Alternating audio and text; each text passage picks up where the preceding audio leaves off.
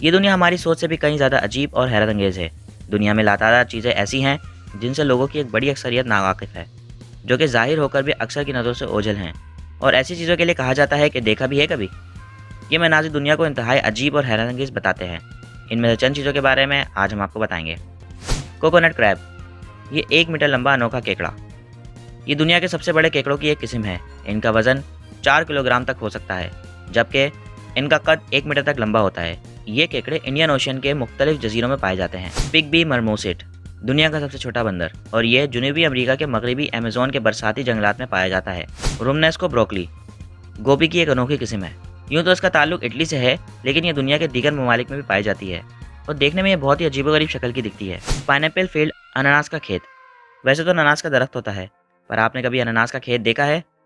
भारत के इलाके केरला में इसका खेत पाया जाता है। इस इलाके में आपको ऐसे कई खेत दिखाई देंगे।